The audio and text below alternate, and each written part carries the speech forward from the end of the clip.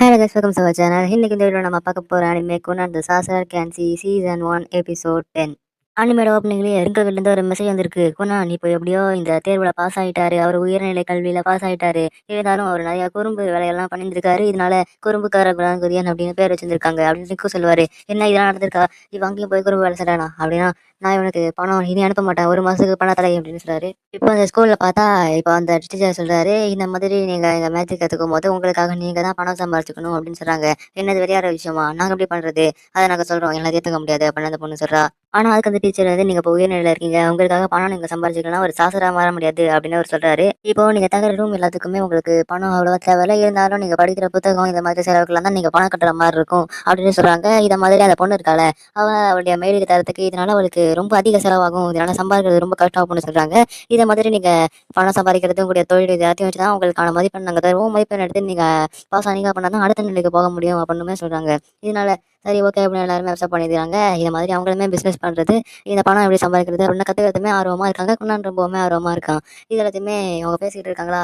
இப்போ எப்படி இந்த பணம் சம்பாதிக்கிறது அப்படிங்கிற மெத்தட்ல இப்போ எல்லாருமே ஒரு பிளான் போடுவாங்க. நம்ம எப்படி பண்ண போறோம் அப்படின்னு. குழந்தைகிட்டயுமே நீங்க என்ன பண்ண போறீங்க அப்படின்னு கேட்கும்போது, நீ எதுக்கும் கவலைப்படாத, உனக்கான சம்பளம் சரியா வந்துடும் மாசம் மாசத்துக்கு அப்படின்னு அவருமே சொல்றாரு. இப்போ எல்லாருமே ஒரு பிளான் போடுறாங்க. இப்போ அந்த பொண்ணுக்கு மாசத்துக்கே 10 லட்சம் சம்பாதிக்கணும், அதிகமா அவளுக்கு தேவை. இதனால அவ என்ன பண்றது அப்படின்னு குழம்பி போயிருப்பா. நமக்கு நானுமே அவனுடைய பிசினஸ் ஆரம்பிச்சிடான். வேற ஒண்ணுமே கிடையாது. அவன் மேஜிக்கை யூஸ் பண்ணி அந்த ஒரு பால் மாதிரி பண்ணி அதுல எல்லாருமே தூங்க வைப்பான். இந்த இடத்துல எல்லாரையுமே நிம்மதியா தூங்க வைக்கிறான். இதனால அவங்க இவனுக்கு காசு தராங்க. அங்க எக்கச்சக்கமான பேர் வராங்களா. இதனால அங்க கூட்டமும் அதிகமாயிடும். நிறைய பேருக்கு இடம் கூட இருக்காது.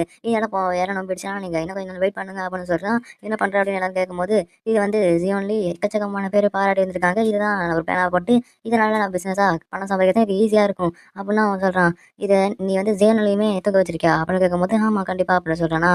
இந்த மாதிரி இந்த வாட்டர் பாலை வச்சு எல்லாரையுமே தூங்க வைக்கிறான். அங்க அந்த டீச்சர்ஸ் எல்லாருமே தூங்க வைக்கும்போது அவங்க டைமுக்கு ஏற்ற மாதிரி காசு தருவாங்க. இதனால அவனுக்கு அதிகமாகவே காசு சம்பாதிக்கிறான். நிறைய பேரை தூங்க வைக்கிறாங்க. ஏன்னா எவ்வளோ பெரிய ஆளாக இருந்தாலும் அவங்க வேலை பார்க்கும்போது ரொம்ப ஸ்ட்ரெஸ்ல இருப்பாங்க. தூங்கும்போது மட்டும்தான் அவங்களுக்கு நிம்மதியாக இருக்கும். அதை நான் பண்ணுறேன், இதான் என்னுடைய பிளான். இதனால நிறைய பேர் எனக்கு காசு தருவாங்க, எனக்கு ஹெல்ப்பாக இருக்கும் அப்படின்னு அவன் சொல்கிறான். இது அவனுக்கு ஒரு நல்ல விஷயமாகவுமே இருக்குது. இந்த மாதிரி நம்ம குணனுமே ஒரு சைடு இது மாதிரி பணம் சம்பாதிச்சுட்டு இருக்கான். அந்த ராயல் பொண்ணுக்குமே என்ன பண்ணுறது, எப்படி காசு சம்பாதிக்கிறது அப்படின்னுமே தெரியாது. இதனால என்ன பண்ணுறான்னா, அங்கே இருக்கிற மெய்ட் எல்லாருமே அவங்க எல்லாருமே டிஸ்கஸ் பண்ணுறாங்க. இருந்தாலும் அவங்களுக்கு எதுவுமே பிளான் வரல. கடைசி சமயத்தில் நீங்கள் எல்லாரையும் கேட்டியா, எல்லாம் என்ன சொன்னாங்க அப்படின்னு கேட்கும்போது, அந்த பொண்ணு வந்து நீ குணான்னு சொல்கிற பிளானை கேட்கலாம் அப்படின்னு தான் சொல்கிறாங்க. ஆனால் அவன்கிட்ட நான் எதுக்கு கேட்கணும், குணான் ஒரு விளையாட்டுத்தனமான பையன், அவனுக்கு என்ன தெரிய போகுது அப்படின்னு சொல்கிறாங்க.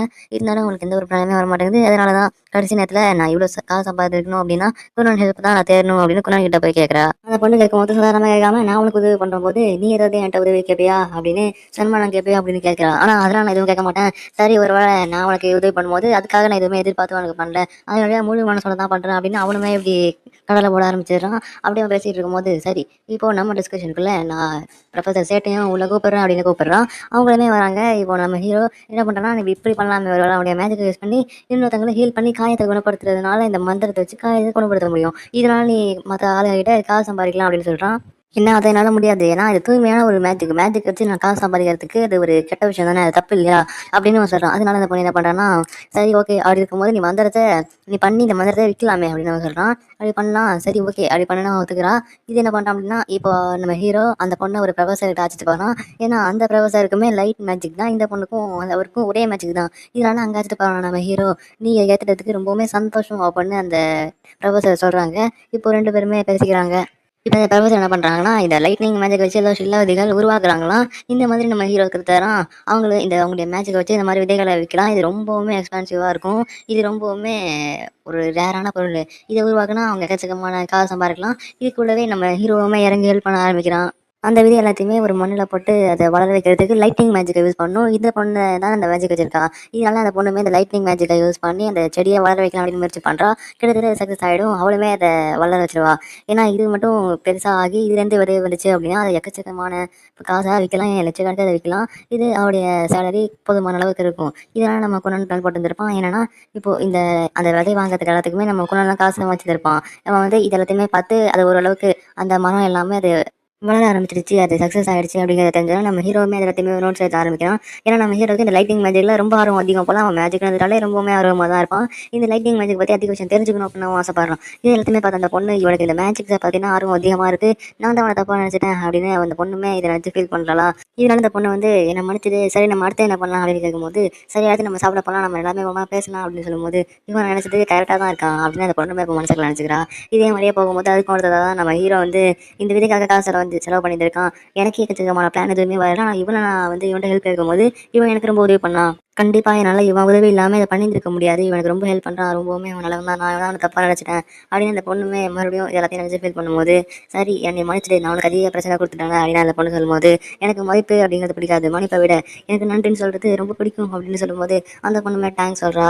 இப்போ இது கொஞ்சம் கொஞ்சமா அது சக்ஸஸ் ஆயிட்டு இருக்கு. அதே சமயத்துல இன்னும் கொஞ்ச நாள்ல பார்த்தா, அந்த கொஞ்சம் கொஞ்சமா அது வளர்ந்து பூவே அதுலேருந்து வந்துரும். அந்த பூக்களெல்லாம் எடுத்து அரைச்சு மறுபடியும் அத கட்டி ஆக்குனா, அதில நம்ம ஹீரோவுடைய மேஜிக்க யூஸ் பண்ணி அது எல்லாத்தையுமே ரவுண்டா பாலா மாத்துறான். அந்த பால்ஸ் எல்லாத்தையுமே எடுத்து வித்தா எக்கச்சக்கமான காசுக்கு போகும். இதே மாரியே அந்த வியாபாரிட்ட காமிக்கிறான். அவரு வந்து இத நான் 20,00,000 வாங்கிக்கிறேன் அப்படின்னு சொல்றாரு. இது தூய்மையான சீசி விதைகள் தான்.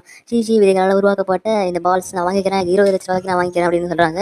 எப்படி இருந்துச்சு அப்படின்னு எல்லாரும் நினைச்சுக்கும்போது, இப்போ அதுவுமே வித்துருவாங்க. இதனால அவங்களுக்குமே காசு கிடைச்ச மாரி இருக்கும். இப்போ இதனால அவங்க எல்லாருமே ஒரு ட்ரீட்டு சாப்பிட்டு கொண்டாடுவாங்க. இதே சமயத்துல அந்த ஒலி மேஜிக் யூஸ் பண்ற, அந்த லைட்னிங் யூஸ் பண்ற பொண்ணு இருக்கால்ல, அவளுடைய மேட்ஸ் எல்லாருமே நம்ம ஹீரோ கிட்ட தேங்க்ஸ் சொல்லுவாங்க. ஏன்னா, இந்த பொண்ணுகிட்ட தானே காசு இருக்கும். இந்த பொண்ணுகிட்ட காசு இல்ல அப்படின்னா, இவங்க வேலை செய்யும்போது இவளுக்கு சம்பளமுமே இருக்காது. இதனால என்ன பண்றாங்க அப்படின்னா, நீ தான் எனக்கு ரொம்ப உதவி பண்ண. ஏன்னா நீங்க மட்டும் இல்லைன்னா, எங்களுக்கு சம்பளம் ஒழுங்கா கிடைக்காது அப்படின்னு இந்த குணநலன் சொல்லி தேங்க்ஸ் கொண்டாடிட்டு இருப்பாங்க. இதனால அவங்க எல்லாருமே ஜாலியா அப்படி சாப்பிட்டுட்டோன்னே, சாப்பிட்டு முடிச்ச பிறகு நம்ம ஹீரோவுக்கு சாப்பிட்டு வயிறே நம்பிடுச்சு. என்னால நடக்க கூட முடியல அப்படின்னு எப்போதுமே நடந்து வந்துட்டு இருப்பான். நம்ம ஹீரோவுமே நினச்சுக்கிட்டு பொண்ணுங்க கிட்ட கூச்சப்படாம சாப்பிடுங்கன்னு சொல்லிடவே கூடாது. ஏன்னா அவங்க குடிச்ச இந்த ஒயின் இருக்கு அது 20,000 செலவு பண்ணியிருந்திருக்காங்க. இந்த மெய்டுக்கு இப்படி தேவைப்படுதா அப்படின்னா, இதை நான் எனக்கு கற்றுக்கிட்ட பாடம் தான் அப்படின்னு சொல்லிட்டு வந்துட்டு இருக்கான்.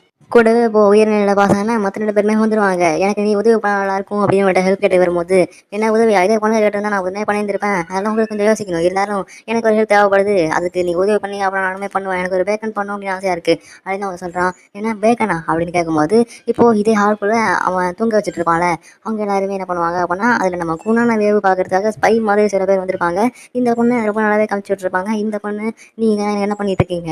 என்ன இங்கே கூனான வேவு பக்கத்துலாம் வந்திருக்கீங்களா அப்படின்னு கேட்கும்போது, அப்படியே இந்த எபிசோட முடியுது. அடுத்த எபிசோட் பார்க்கணும்னா நம்ம சேனலை லைக் பண்ணிக்கோங்க. அப்படியே சப்ஸ்கிரைப் பண்ணி பெல் பட்டன் ஆல்ல பண்ணிட்டீங்கன்னா அடுத்த எபிசோட் உடனுக்குடன் உங்களுக்கு